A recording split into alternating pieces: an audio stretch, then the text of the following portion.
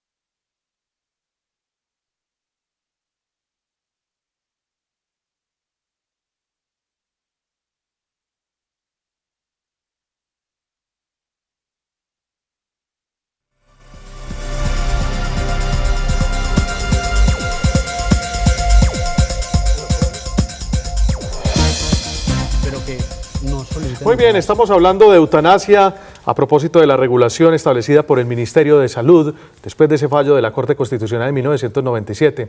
El Congreso, digamos, no reglamentó este fallo y obviamente tuvo que intervenir el Ministerio de Salud para poderle dar vía libre a la eutanasia en el país. Estamos hablando con el médico Juan Pablo Tálvaro, él es anestesiólogo de la Universidad de Antioquia, y también con Juan David Osorio, médico cirujano del CES y especialista en cuidados al final de la vida. Juan Pablo, habíamos dejado en punta, digamos, el proceso que tiene que recorrer una persona para poderse practicar la eutanasia. Terminemos un poco eso para poderle ilustrar a los televidentes, inclusive retomemos desde el comienzo cuál era el inicio de ese proceso. Claro que sí, entonces retomando un poco, tenemos un paciente mayor de edad con una enfermedad terminal, tenemos un paciente en completo dominio de su conciencia, de su parte pues intelectual, tenemos un paciente que está sufriendo, ¿cierto? Sí. Y que en el caso ideal se le está ofreciendo el manejo óptimo, que concuerdo con el doctor, muchas veces no se cumple.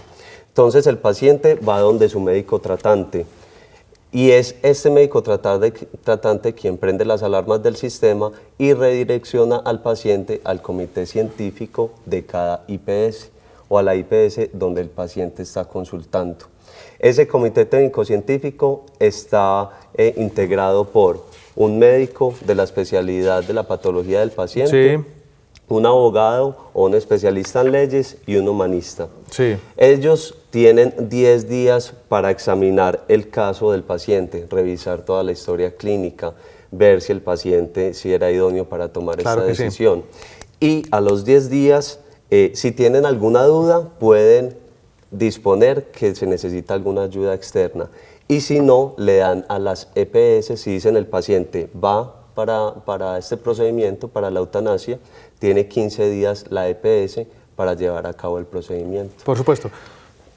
Sí, le quería preguntar al médico Juan David, ¿son muchos los casos que se pueden presentar en una ciudad como Medellín de personas en estado terminal, de personas con enfermedades que ya harían pensar a esas mismas personas en morir dignamente? Sí, indudablemente. ¿Y en qué casos? Digamos, ¿cuáles son los que más se atienden en la ciudad?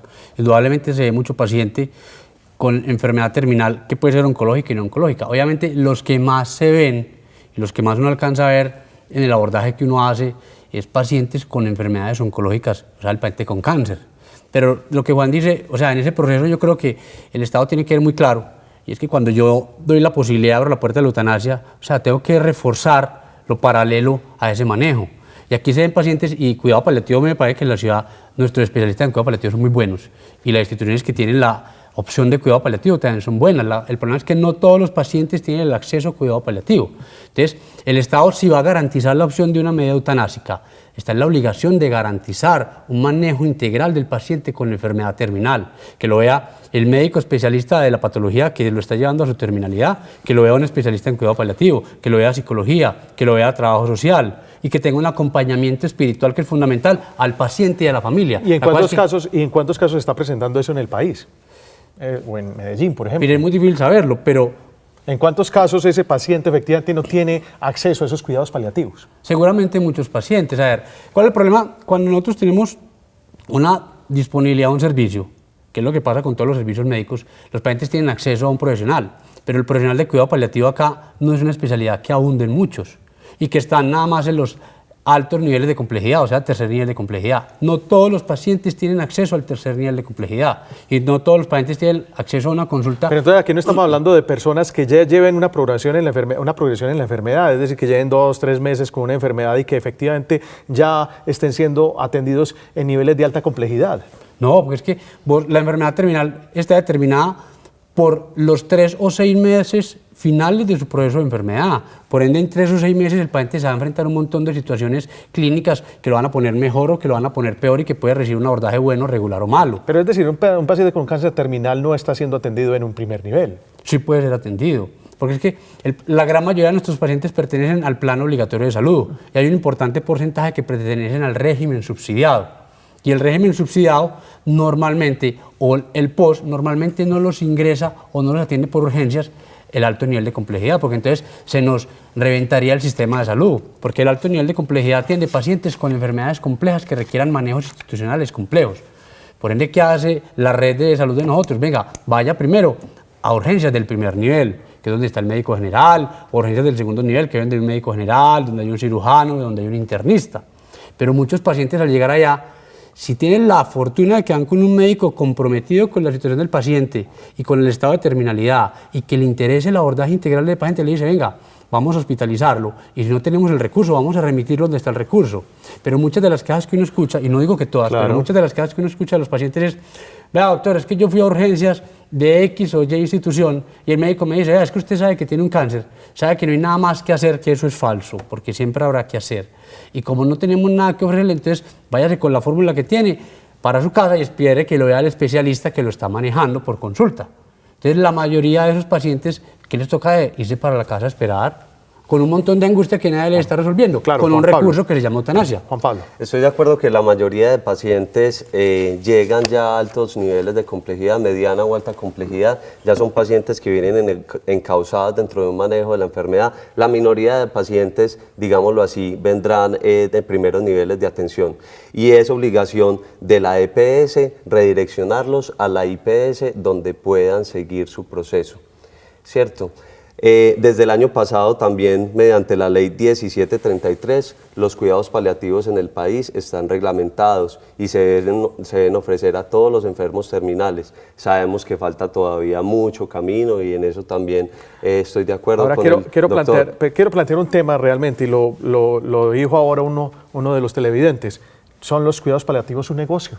No, porque es que... Extender la vida de una persona con drogas, con medicinas, durante un tiempo indeterminado, ¿es un negocio? No, porque los cuidados paliativos de los expertos en el tema dicen que el cuidado paliativo no apoya la eutanasia y por ende apoya la dignidad del paciente y en función de su estado de vida lo que tenga que durar, pero ni alarga ni acorta la situación de vida del paciente. Un paliativista no alarga ni acorta el estado de vida. Por ende, le da al paciente en el tiempo que dure, una semana, un mes, 3 meses, la atención y el manejo que requiera. Y cuando vos estás haciendo... ¿Pero el cuidado paliativo hasta dónde llega? Hasta el final. Y supuestamente después de eso ya entraría el manejo de la familia. ¿Y el final es cuándo? ¿Y el cuando final se muere. Pero el final es un mes, 2 meses. No, depende de la enfermedad. Ahora, ahí 5 quiero meses. yo también recordar un término de que se hablaba un principio en el video que les mostraron ustedes a los pacientes. Es una delgada línea entre ortotanasia y distanasia, o sea, ¿cuándo es encarnizamiento terapéutico? ¿A qué persona le gustaría estar conectada a aparatos, alimentarse por una sonda, a recibir asistencia ventilatoria, a recibir asistencia para sus necesidades fisiológicas? Y todo eso también podría encaminarse en el curso de los cuidados paliativos. Pero entonces, ¿hasta qué punto está cada persona dentro de su determinación dispuesta a someterse a eso? Creo que es una decisión completamente individual. Pues claro, es una decisión individual y obviamente los cuidados paliativos se están dando dentro de la medicina y si no, veamos un ejemplo que preparamos en A Fondo frente a lo que son los cuidados paliativos y personas que están trabajando en este tema en la ciudad.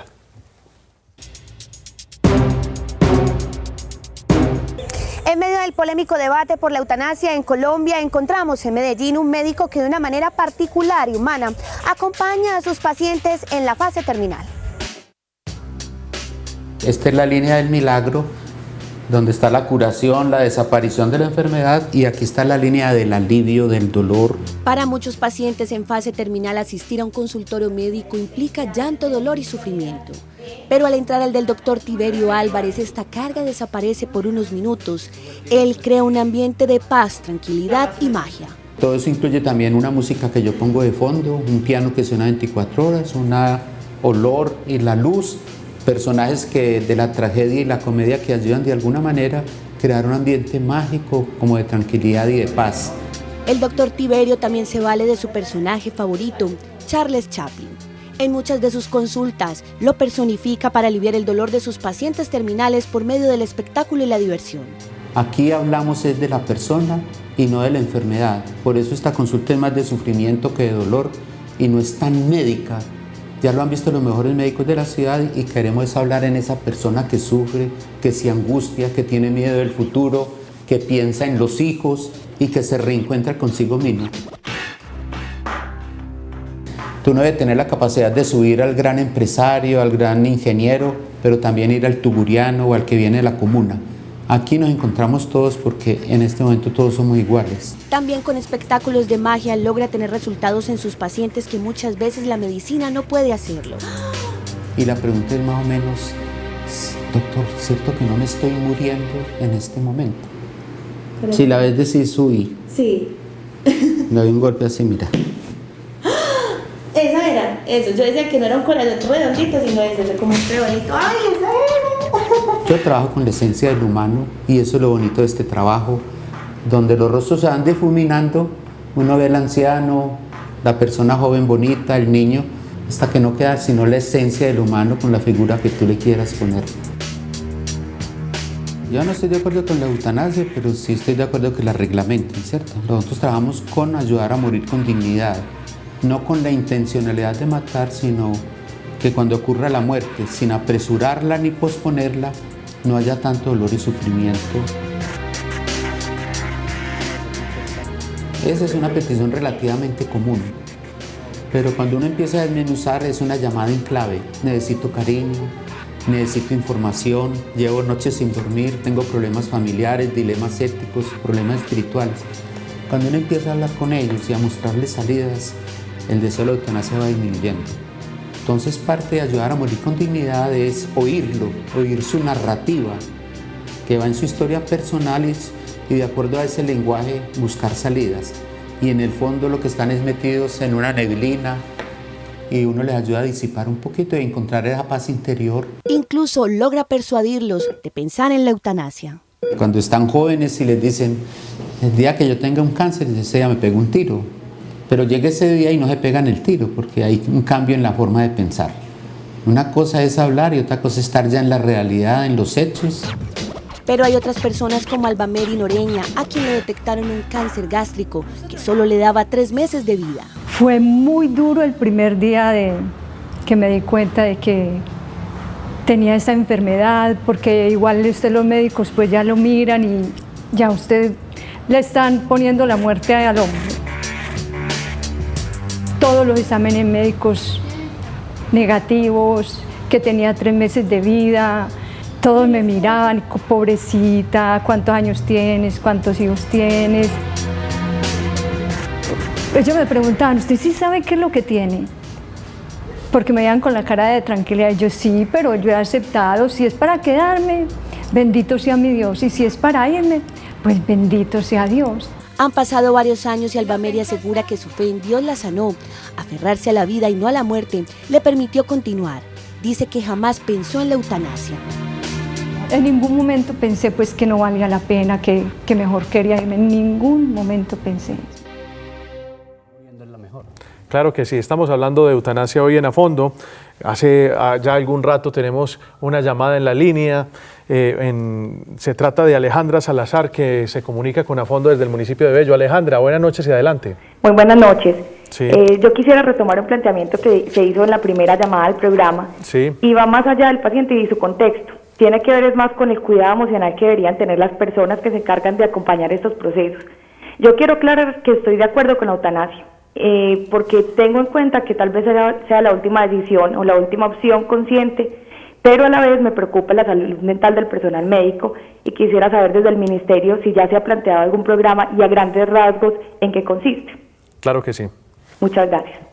Muy bien, gracias Alejandra por su llamada. Están precisamente las entidades hospitalarias, están preparados los médicos para trabajar este tema, para tomar decisiones respecto a decidir la vida de una persona. Como tal, creo que es muy difícil saberlo, pero sí es importante que cada persona o cada médico dentro de su fuero interno sepa qué va a hacer en el caso de que un paciente, al menos los que más trabajan con pacientes terminales, tengan como una conciencia al respecto y empiecen a tomar como partido o saber qué van a hacer en caso de esa decisión. Lo que decía el ministerio era que cada IPS debía tener como unos médicos que ellos llaman no objetadores. No objetadores quiere decir que participarían en el proceso de la eutanasia y que cuando se presenten estos casos, usar del recurso de estos médicos para que asistan a la persona en su último deseo. Pero es decir, ya hoy las instituciones tienen claro cuál es la resolución, cómo van a trabajar la resolución. Sí, indudablemente. Pues, ¿cómo lo van a trabajar? No, porque o sea, es algo que cayó de golpe, primero, y que le están indudablemente imponiendo, usted tiene que hacerlo. Y que la institución como tal, según lo plantean ellos, no pueden objetar en conciencia, que el profesional lo haga así, pero la institución no lo puede hacer. Y si un médico no lo hace, entonces venga, ¿quién lo va a hacer en caso tal de que no lo haga? Y a la primera pregunta que hacías de los médicos, ¿estamos preparados? Yo pienso que desde el pregrado en medicina nosotros debemos adquirir una postura clara frente a la eutanasia, frente al aborto y frente a muchas posturas en salud. No esperar a graduarme a ver qué pienso, no. Nosotros tenemos una formación por la cual llegamos a medicina. Y si la postura es la que tiene el doctor Juan, pues indudablemente es respetable. Si la postura es la que tengo yo, pues es que somos individuos con capacidad de decidir y de pensar desde nuestra posibilidad. Quiero plantear aquí un tema a raíz de un Twitter. Alguien dice, no a la eutanasia, quien toma su propia vida es suicida, quien toma la vida de otro es homicida. Habla @Melisa en @Teleantioquia numeral a fondo. ¿Podría uno considerar, de acuerdo con su posición, Juan David, que una persona que decide morir dignamente, o en este caso practicarse la eutanasia, es un suicida? A ver, la cosa es que la vida es un valor jurídico que indudablemente no es ni negociable, ni revocable, ni transferible, ni endosable a nadie. Yo creo que uno es dueño de su vida, pero cuando uno tiene un paciente en una situación de sufrimiento, y cuando uno tiene un paciente terminal, indudablemente están con un sufrimiento extremo. Tan extremo que lo que el doctor Tiberio Álvarez decía muy claro, el paciente se encuentra en una nebulosa que no encuentra salida. Si yo no encuentro una salida a esa posibilidad, la más sencilla, la más rápida y la que me resuelva todo, es la mejor opción. Pero yo creo que no podemos censurar al que opte por una eutanasia. Y decir que sea suicida, no. Creo que un paciente que tiene un problema grande y que busca una solución rápida a ese problema grande, que para él puede ser la eutanasia. Y que nosotros podemos proveerle una alternativa diferente a la eutanasia, que puede ser los cuidados paliativos, que son cuidados como tal, que cualquier profesional de la salud está en la obligación de ofrecer un cuidado paliativo al paciente que lo llegue a requerir, porque es nuestra obligación. Ahora bien, quien la practica, el médico que practique la eutanasia, ¿es un homicida? No, estamos hablando desde el principio de un Estado fundamentalmente pluralista y que dentro de ese pluralismo se debe respetar la diferencia de credo, de opinión y de propia conciencia y de propia determinación. Entonces, lo que regula precisamente lo que se busca es reglamentar algo y despenalizar algo que desde hace mucho tiempo se hace. Es que en Colombia hace muchísimos años se hace la eutanasia. Que nosotros queramos ponernos un velo delante de nuestros ojos y creer que con eso vamos a tapar la luz del sol es una mirada muy simplista. Mirarla desde la opinión laica, pues tampoco le va a resolver la problemática a esa persona que está en cama sufriendo. O yo quiero ver el Estado laico cómo se ocupa de las personas que están sufriendo en estado terminal, ¿cierto? Claro. Muchas veces no lo hacen tampoco. Entonces estamos hablando desde un Estado pluralista en el cual se debe defender la diferencia de opiniones, así como el doctor ha defendido la postura del profesional en la salud en determinar si hace o no el procedimiento, también se debe defender la opinión de la persona. ¿Es posible revisar esa decisión? Pienso que sí, pienso que se debe revisar, porque es que tenemos una sociedad que desde el punto de vista de la religiosidad, aproximadamente el 90%, 85-90% de los colombianos son cristianos, católicos o no católicos. Cuando yo le doy esa opción a alguien que tiene la opción del juicio, de la religión y de la moral, de que lo estoy dando bien o no, o sea, démosle la opción de revisarlo. Y yo creo que más que legislarlo, si se piensa hacer es más bien despenalizarlo, y si hay médicos que no estamos de acuerdo con la opción eutanásica y puede haber otros médicos que están con esa opción de hacerlo, pero darle al paciente el recurso, agotar el recurso que tenemos nosotros para decirle al paciente vamos a controlar tu sufrimiento donde sea posible, pero si se sale de las manos, que creo que no, pues hombre, que tengan la otra opción, pero no va a ser algo que dentro de la obligatoriedad las instituciones tienen que cumplir eso porque es que es una norma y como norma debe cumplirse. Jorge, y un último argumento, ¿cómo no va a ser mejor? Contrario a lo que decía uno de los profesionales que hace este procedimiento de la eutanasia hace muchísimo tiempo, él decía que él ni siquiera revisaba las historias clínicas de sus pacientes antes de cometer las eutanasias. ¿Cómo no va a ser mejor que este asunto sea revisado por un comité técnico-científico de cada EPS, que se tome su tiempo, que cada IPS encamine el caso por particular, que se retroalimente cada caso al Ministerio de Salud, como lo determina también la resolución? ¿Cómo no va a ser mejor? ¿Usted estaría de acuerdo con que se revisara esa decisión tomada por el Ministerio?